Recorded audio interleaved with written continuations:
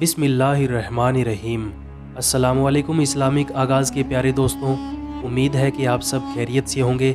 اللہ تعالیٰ آپ کو خیریت سے رکھے۔ ایک مرتبہ کا ذکر ہے کہ کسی قبرستان میں ایک شخص نے رات کے وقت ایک لاش کے ساتھ زنا کیا۔ بادشاہ وقت ایک نیک آدمی تھا۔ اس کے خواب میں ایک سفید پوش آدمی آیا اور اسے کہا کہ فلاں مقام پر فلاں شخص اس گناہ کا مرتکب ہوا ہے۔ بادشاہ کو حکم دیا کہ اس جانی آدمی کو فوراً گرفتار کر کے بادشاہی دربار میں لا کر اسے وزیر خاص بنا دو۔ بادشاہ نے وجہ جاننی چاہی تو فوراً خواب ٹوٹ گیا۔ بادشاہ سوچ میں پڑ گیا۔ بہرحال سپاہی روانہ ہوئے اور جیب کنویں پر پہنچے۔ وہ شخص وہیں موجود تھا۔ سپاہیوں کو دیکھ کر وہ بوکھلا گیا۔ اسے یقین ہو گیا کہ اس کی موت کا وقت آن پہنچا ہے۔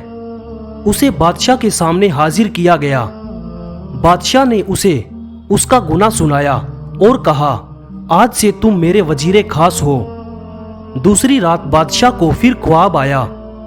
بادشاہ نے فوراً اس سفید پوش آدمی سے اس کی وجہ پوچھی کہ ایک ثانی کے ساتھ ایسا کرنے کو کیوں کہا گیا۔ سفید پوش نے کہا، اللہ کو اس کا گناہ سخت ناپسند آیا، چونکہ اس کی موت کا وقت ابھی آیا نہ تھا۔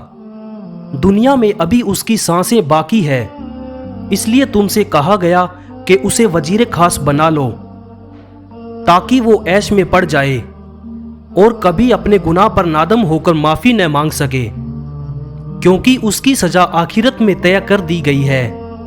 مرتے دم تک وہ عیش میں رہے گا، بلکہ خوش بھی ہوگا کہ جس گناہ پر اسے سزا دی جانی چاہیے تھی اس گناہ پر اسے اعلیٰ عہدہ مل گیا۔ اس لیے اسے گمراہی میں رکھنا مقصود تھا تاکہ وہ گمراہی میں پڑا پڑا مر جائے اور توبہ نہ کر سکے۔ میرے محترم عزیز دوستوں، جب گناہوں پر آسانی ملنے لگے تو سمجھ لینا کہ آخرت خراب ہو گئی اور توبہ کے دروازے بند کر دیے گئے ہیں۔ کیا آج ہمارے معاشرے میں ایسا نہیں ہے؟ بار بار گناہوں کا موقع ملتا ہے اور کتنی آسانی سے ملتا ہے، کوئی پکڑ نہیں ہوتی۔ ہم خوش ہیں، عیش میں ہیں۔ کتنے ہی مرد اور خواتین ہیں کہ بار بار گھٹیا فعل کے مرتکب ہوتے ہیں۔ مردوں سے اپنی جیت، عورت اپنی جیت کا نام دیتی ہے۔ اگلی بار ایک نیا شکار ہوتا ہے۔ پہلی بار گناہ کرنے پر دل زور زور سے دھڑکے گا۔ آپ کا دماغ غیر شعوری سگنل دے گا۔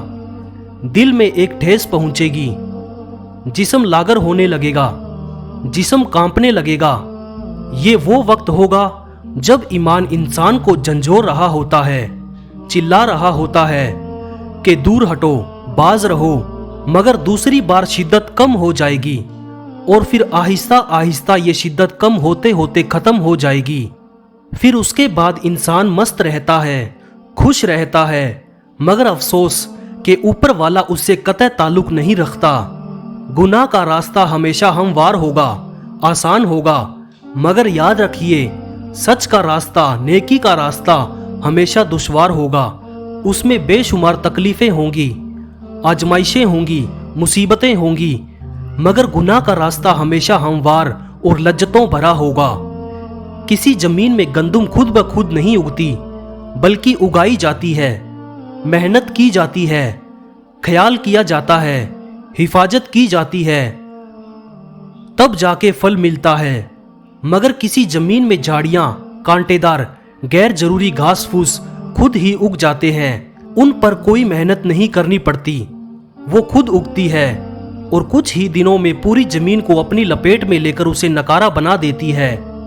اسی طرح ہماری دل کی زمین ہے، جہاں گناہوں کا تصور خود پیدا ہوگا، بڑھے گا، مگر نیکیوں کے لیے اپنے گناہوں سے بچنے کے لیے محنت کرنی پڑے گی، دشواریوں سے گزرنا ہوگا۔ گناہ کر کے اس کو اپنی جیت سمجھنا یہ کوئی کمال نہیں ہے۔ کمال یہ ہے کہ اپنے آپ کو گناہوں سے باز رکھو، کیونکہ حیا کا اٹھ جانا ایمان اٹھ جانے کی نشانی ہے۔ نشانی ہے اس بات کی کہ اندھیری قبر میں بہت برا ہونے والا ہے۔ قبر کا عذاب بہت سخت ہے۔ میرے عزیزوں، سوچئے اور سمجھیے اور عمل کیجئے۔ آج کی ویڈیو سے اگر آپ کو کچھ سیکھنے کو ملا ہو تو اس ویڈیو کو لائک اور کومنٹ باکس میں ماشاءاللہ ضرور لکھیں، اور مزید ایسی ویڈیو دیکھنے کے لیے ہمارا چینل اسلامک آغاز کو سبسکرائب بھی کر لیں۔ ملتے ہیں انشاءاللہ اگلی بار اور ایک نئے واقعات کے ساتھ، تب تک کے لیے اپنا اور اپنوں کا خیال رکھیے۔ اللہ حافظ۔